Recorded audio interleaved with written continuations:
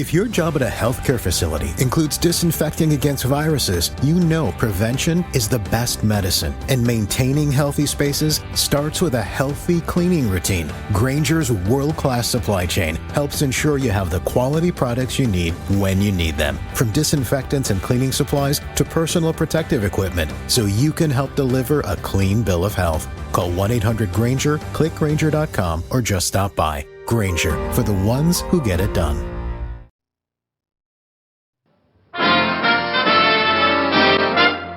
Listen while the makers of Rexall drug products and 10,000 independent Rexall family druggists bring you Dick Powell as Richard Diamond, private detective.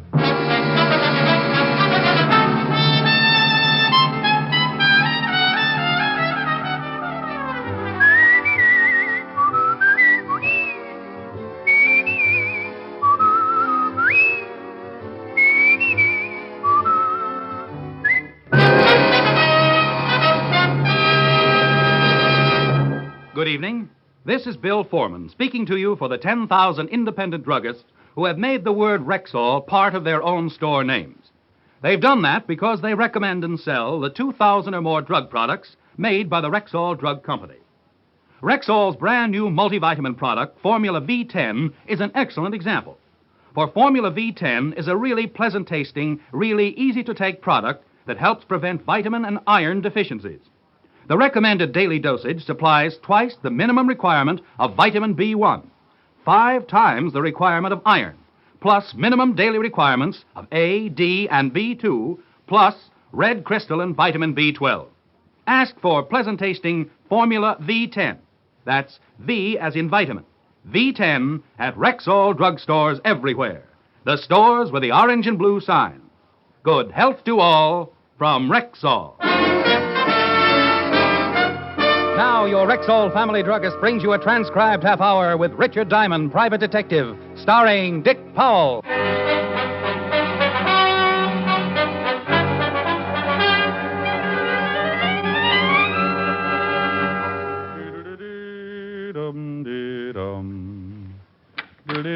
Is this the Diamond Detective Agency? What does the sign say on the door? Diamond Detective Agency. Now, read the second line, please. Recommended by good housekeeping. And the last line, please. Homicides delivered at the rear. That's fine. 20/20 vision. Now, if you just hop around on 1 foot while I classify you in 1A, I'll see that you're on the next boat to the Aleutians. Are you Diamond? Are you a prospective client? Yes. I'm Diamond. I charge $100 a day in expenses. Do you ever leave town, Mr. Diamond? Occasionally, but I can never get used to the tar and feathers. I'd like you to go to California with me. Oh, just lonesome, or have you got a problem? I represent a very wealthy man in Hollywood. He has a problem. A very wealthy man, huh? Millions. I'd love to meet him. I'll arrange it. When can you leave? Well, now, that's a bit of a problem. Let's see. Close the office, do some packing, take care of a few engagements. It'll take me at least 13 minutes. 4 o'clock now. We can leave LaGuardia by 5. You have the tickets already? No tickets are necessary, Mr. Diamond. Mr. Harvey's private plane and pilot are standing by.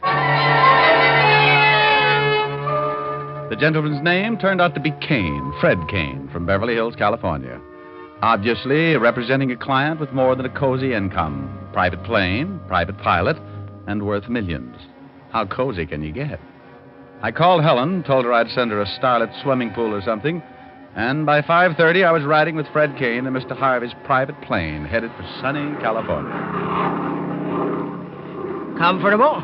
I haven't seen furnishings like this since I got lost in the men's lounge at the Waldorf. Drink? Later. The time has come, the walrus said. To talk of many things. Right. I represent Mr. George L. Harvey.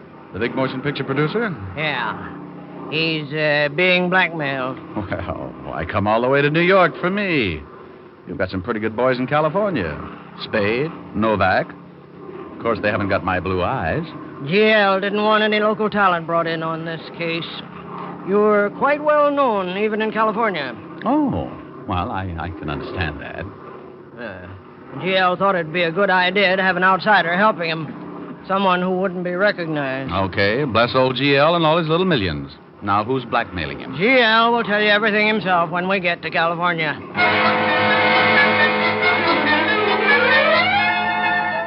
Fred Kane and I played gin for the next couple of hours, and we didn't talk any more about G.L. Harvey and his blackmail troubles.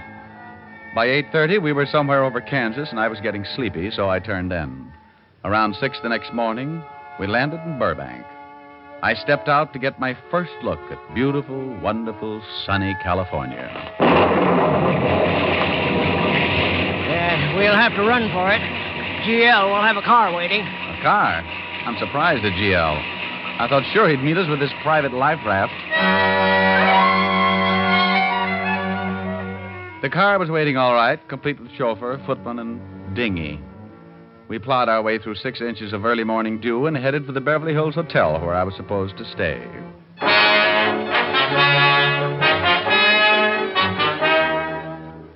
We arrived around 7, got me settled in my room, a tiny little affair that reminded me of a well-decorated roundhouse. Then we had breakfast, and by 10 o'clock I was standing in the offices of George L. Harvey, Hollywood producer. Glad you're here, Diamond. Have a seat. Yeah, thank you. You haven't got an old ringer around you, have you? Nasty weather, isn't it? It'll clear up. Got to. Can't stay on a cover set all week. Schedule's too tight. Cover set? GL's shooting a new picture. If the company has some unexpected bad weather and they're shooting exteriors, they have a cover set and they can move into and shoot some interior scenes. Oh. You interested in motion pictures, Diamond? Well, I see a few. Right now, I'm more interested in blackmail, Mr. Harvey. Oh, yes. Well, here's the setup. Fred here introduced me to a girl about a month ago, Mary Conrad. And now she's got you on the hook. Very much on the hook. Pretty girl. No, more than that. Beautiful. Brunette, about 5'6". Well, she's...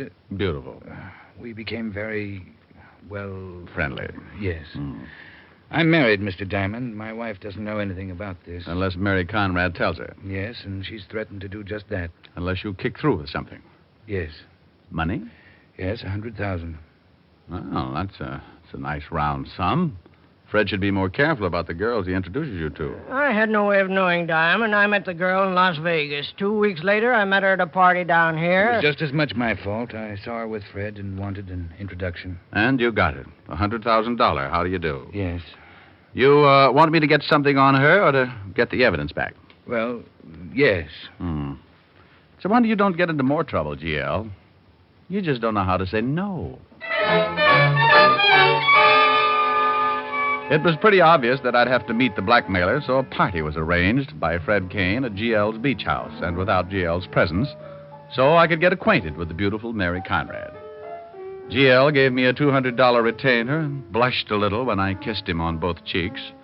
Then Fred Kane sailed me back to the Beverly Hills, where he rented a car for me and told me how to get to the beach home. By 8 o'clock that evening, I was driving down the coast highway on the way to Malibu. I couldn't get over it. The rain had stopped. There was a big yellow moon sitting up in a cloudless sky, and a warm breeze was blowing in off the Pacific. I even put the top down. Hello, Diamond. Come on in. Say, what's with this weather? 1 minute it's pouring, and the next time it comes out like a travel folder. We're just getting into the rainy season. It'll probably stay clear like this for at least a week. Oh. Give me your hat, and I'll take you in and introduce you to the guests. Oh, it's what? A New York gumshoe out looking for a blackmailer? Yeah, that's right. You're an agent. Agent? I don't know anything about agents. You like money, don't you?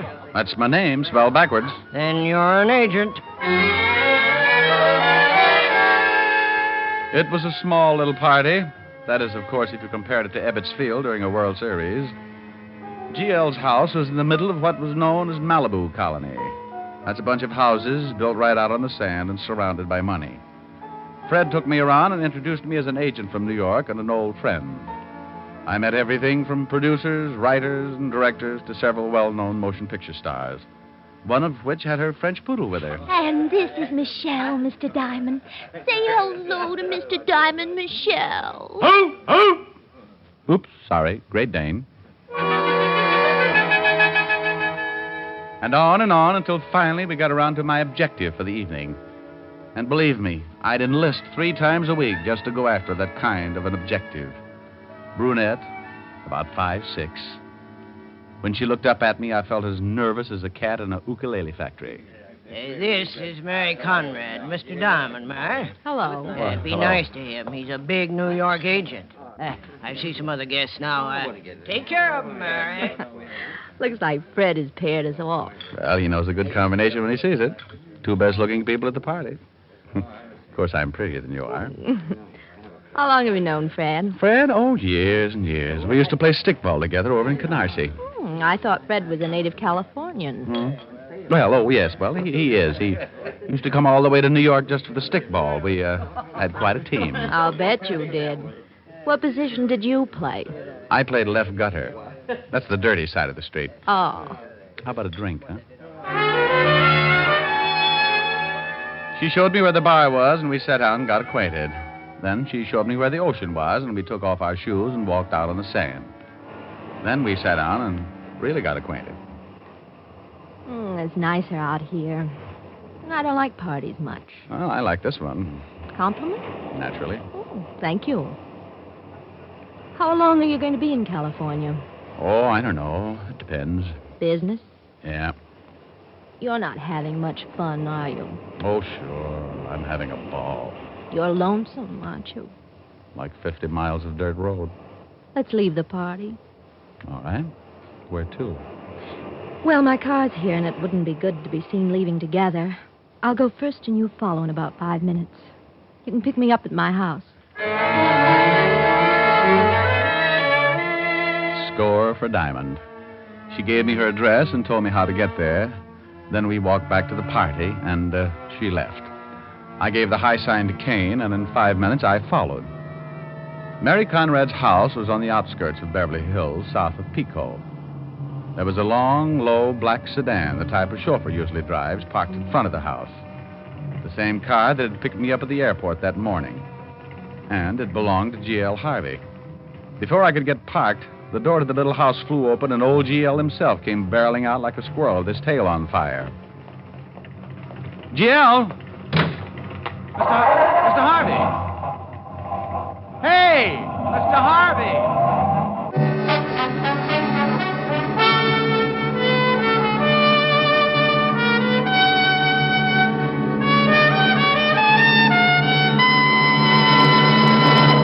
Here's a question for all overweight women.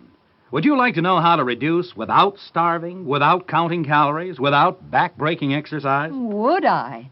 But it isn't possible, is it? It certainly is. With the new Ann Delafield reducing plan, you lose up to 5 pounds a week and gain new pep and energy besides.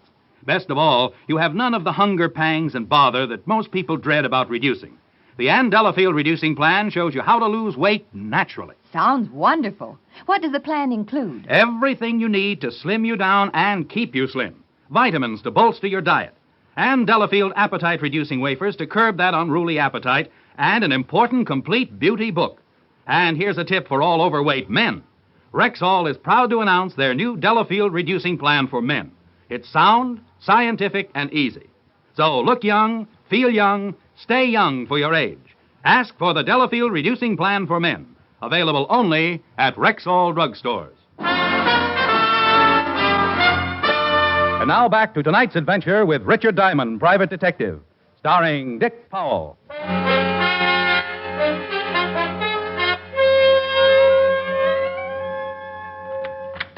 Say, what the devil? Oh, hello there, Mr. Harvey. Diamond, how did you get into the studio? I went to your home first. My home? You didn't talk to anyone? Your car wasn't around, so I tried the studio. The cop at the gate wouldn't let me in, so I climbed a fence. Climbed a fence? It was better than having him call you. You might have wanted to see me. I'd wanted to see you. Don't be foolish. Why not see you? You often come to your offices late at night. Look, Diamond, I saw you when you yelled at me in front of Mary Conrad's house. Why didn't you stop? I was too frightened. I was scared stiff. I suppose you found her. Yeah. Oh, it was terrible. Awful. Just awful. I'll bet it was. I thought about going home. I thought about a lot of places. I ended up here. Did you kill her? No. Of course I didn't kill her. She called me from Malibu, told me to meet her at her house. I got there before she did. She drove up, and we went in. It was just awful. You went in, then what? She turned the living room light on, and there was a shot. She looked kind of surprised, and I was too stunned for a minute to really know what had happened. Then she just kind of looked at me like she wanted me to help. It was then I really got it. I knew she'd been shot. She fell, and I rushed over to her. She died right there, lying on the floor, looking up at me like I don't know. There was a gun beside her. Was there? I didn't see it. Well, here it is. Take a look at it. 45, one shot fired. Ever seen it before? No. You know, I could get in a lot of trouble taking this gun from the scene of murder. But I had a hunch it was worth it. I thought maybe it might be your gun. If it isn't, I'll get it back to the cops and take my chances. I don't know whether it is or not. Well, do you own a 45? Yes, I keep it at the beach house. But even if that turns out to be my gun, Mr. Diamond, I didn't kill Mary Conrad. Oh, I don't think you did either. You might have wanted to kill her because of the blackmail, but that would be premeditated. You'd plan it, and a man who commits a planned killing doesn't leave the murder weapon around, especially if it happens to belong to him. But if you were in love with her... I wasn't. Well, I'm taking that chance. A jealous lover might do a lot of silly things. I have a wife and family. I thought about that, too. But I'm not sure the police would pay much attention. If the blackmail got out, you'd have a motive. If this gun turns out to be yours, has your fingerprints on it, that would cinch it. What about the police? I called them and got out. You know where the shot came from? I didn't even take time to think about it. I just ran. There was a heavy smell of cordite on the other side of the room near the bedroom. Bedroom door was ajar. Bedroom window was open. Killer probably shot her from the bedroom. You ran. He threw the gun in beside the body. What are we going to do? Well, there's one thing that makes me wonder a little. Mary Conrad asked me to come over to her house, too. What do you suppose she wanted with both of us there? I can't imagine. Well, neither can I. It's certainly worth looking into. Thanks, Diamond. You know, I've had some pretty fair experiences with murder, GL, but like everybody else, I make mistakes. I hope this is not going to be one of them. I gave GL Harvey 2 instructions. First, find out if he was missing a .45 automatic. Second, go on about his business like nothing had happened. And forget that he'd known Mary Conrad other than casually. I knew I was taking a big chance. Being an accessory after the fact could land me in a lot of hot water. But GL just didn't figure as the killer. And if I was right, someone was trying to fit him for a king-size frame. Why? Who? What was the motive? Those were things I was going to have to find out and find them out in a hurry. So while the police were undoubtedly still busy with an identification on Mary Conrad, I got back in my rented car and took off for Malibu. Back so soon? No laughs. You find out anything? Where can we talk? You look like something's wrong. You should see how Mary Conrad looks. Fred Kane took me in the den, and we locked out the rest of the party. I told him just what had happened, and he poured himself a long drink. Yeah. You think GL really did it? I want to do some checking on Mary Conrad before I start making any guesses. Now, you said you met her in Las Vegas, didn't you? That's right. And then tell me everything you know about her. And he didn't know much. He'd met Mary at the Serena Hotel, just ran into her at a party. He had seen her several times in the following few days, and she had mentioned she was coming down to L.A., so he'd asked her to look him up. She had, and that was the extent of it. What do I tell the police? They'll certainly find out who she's been seeing. It'll take them a while to check. Did she have any other friends? She never mentioned any.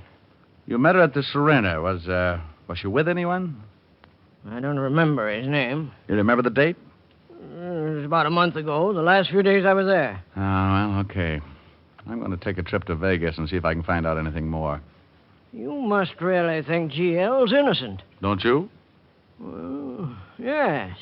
But he certainly had a motive. Oh, I don't think GL would kill anyone for $100,000. The thing I can't figure is why anyone would want to frame him. What could they gain by it?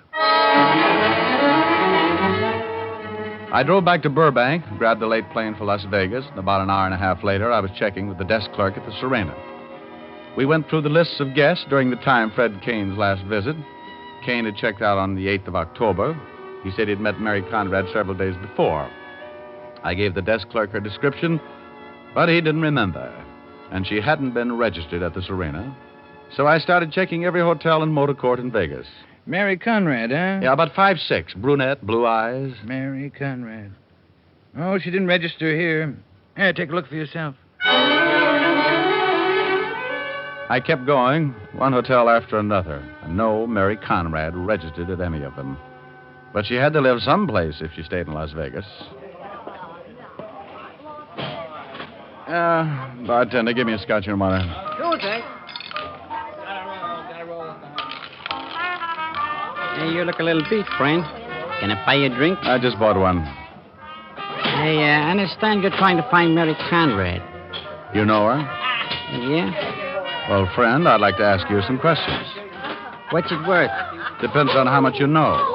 I know plenty. Well, we'll see. What's your name? Not here. You got a car outside. We'll take a ride. Okay. Information, please. Slid off the stool and led the way out of the hotel and out across the parking lot. This guy knew I was looking for Mary Conrad. How? Had to be tipped off, or he'd been tailing me. When he walked in front of me, the little old gun in his hip pocket showed up like a bathing beauty on the gorilla farm. Hey, wait a minute. What's the matter? Where's the car? Huh? Oh, right over there. Mm-hmm. The one with the fat guy behind the wheel? Just a friend. Oh, sure. I think we talk right here. He thought about it for a second, glanced over at his fat friend sitting in the car, then back at me. Here? Right here. Okay. He made up his mind, all right. He grabbed for his right hip pocket and that big gun, but that was as far as he got because I second-guessed it.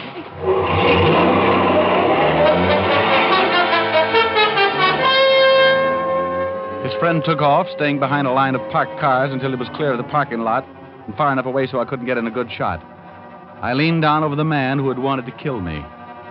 He was very dead. Well, I'd held out police evidence in Los Angeles and killed a man in Las Vegas. I was in a spot, and only one lead left. The big fat driver who'd taken off in the car. I went through the dead man's pocket and came up with one thing. a $100 gambling chip from the Ace of Clubs casino.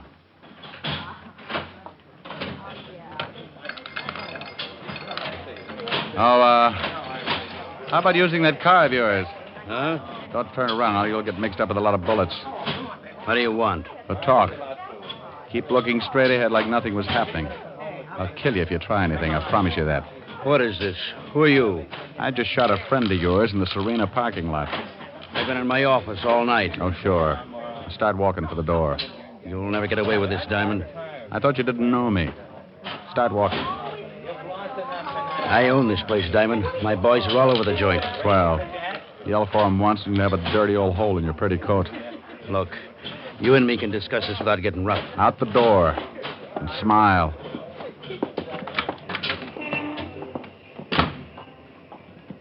Now, where's the car? Across the street. Hey, wait a minute. A couple of your boys are following us. They look a little worried about me. Tell them how happy you are. Go on. Okay. Relax, boys. It's okay. Me and my friend are just talking some business. All right. Across the street. We're going to take a little drive outside of town where we can have some peace and quiet. Just you and me in the desert.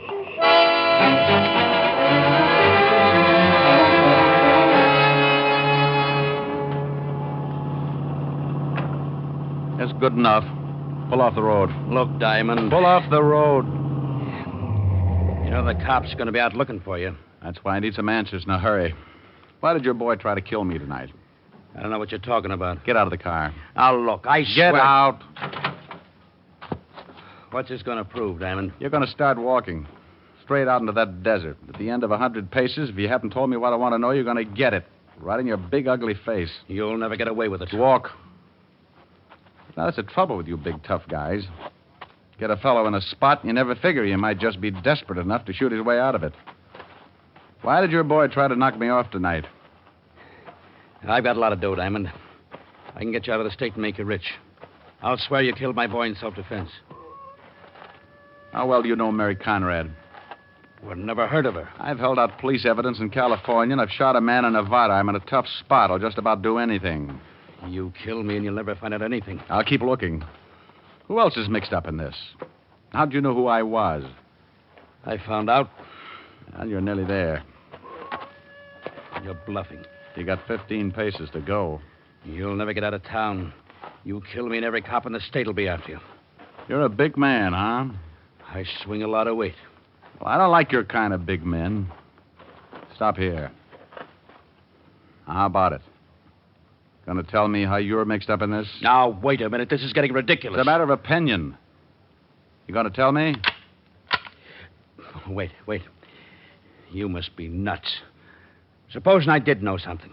I tell you, you tell the cops. Maybe I knocked off somebody. I get the gas chamber. Then it shouldn't make any difference to you. This will be a lot quicker.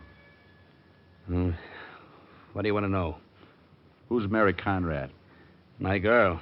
Her real name's Mary Langley. Who killed her? Fred Kane, the guy who works for Jail Harvey. Why? Kane owed me a lot of dough. Couldn't pay it. Jail Harvey was to go to the gas chamber for killing someone. Kane had become head of the Harvey Productions. Why wouldn't Harvey's wife take over? She'd own it, but Jail's will states that Kane would run it. How do you fit? Kane promised me a 50-50 split if I'd lay off about the debt. I talked Mary into it, and Kane introduced her to Harvey. The old boy went for a hook, line, and sinker. Then she started blackmailing him. So you'd have a motive for murder? Yeah. She never figured she was going to get killed. No, she just thought we were going to milk the old boy for the $100,000 and pull out. How did I fit in? Harvey's idea. When Kane told me about it, I figured it wouldn't be bad. You could catch Harvey after the murder. Well, why did you make a date with me, then call Harvey? Well, we told her to. Told her you were a private eye working for Harvey's wife. We said that you could be bought, and it would be a good idea to catch her with Harvey. So you waited in the bedroom until GL came in and you shot her, threw the gun in beside her. Hey, wait a minute. I didn't shoot her. Kane shot her. Oh, Kane took GL's gun from the Malibu house? That's right. Oh, you lame brain. I left Kane at the Malibu house when I went to see Mary. He was there when I got back. Witnesses will swear he was around the whole time. You killed the girl and hopped a plane back here for Vegas. No, I didn't kill her. Go over by that rock. Take it easy, Diamond. Go on. Okay, I shot her. I hid in the bedroom and shot her. But you won't be around to talk about her. Come on, get up. Get up. Oh, for Pete's sake, now I have to carry him back to the car.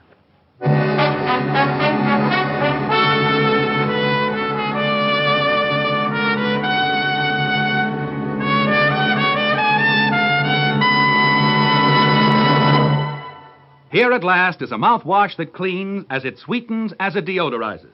It's new triple-acting Rexall mouthwash with chlorophyll.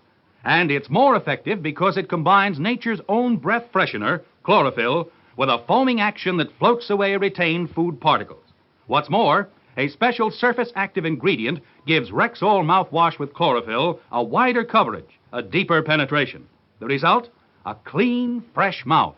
A clean, fresh breath for hours. So fresh up with a cooling, minty-flavored mouthwash that cleans as it sweetens, as it deodorizes. Rexall mouthwash with chlorophyll at Rexall drugstores everywhere. Good health to all from Rexall.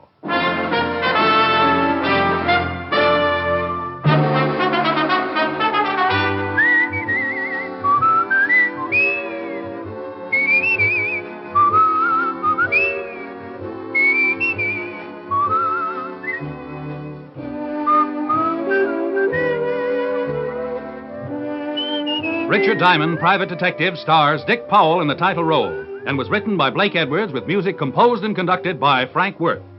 Dick Powell directed the RKO production Split Second, which is now in release. And his latest film appearance was in the Metro-Goldwyn-Mayer award-winning The Bad and the Beautiful. Featured in tonight's cast were Junius Matthews, Raymond Burr, Gene Bates, Virginia Gregg, and Wilms Herbert. Richard Diamond, Private Detective, is transcribed in Hollywood by Jaime Del Valle.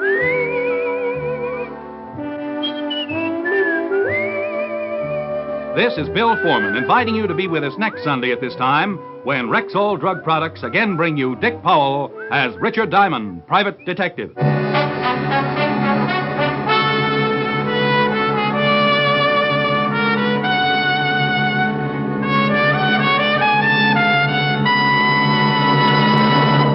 Men, cut your shaving time in half. Use Stag Brushless Shave Cream, the brushless cream that stays moist longer. No fuss, no rub-in. Just smooth it on for quicker, closer, face-happier shaves every time. Ask for Stag Brushless Shave Cream. Jumbo tube, only 50 cents. At Rexall drugstores everywhere. This is the CBS Radio Network.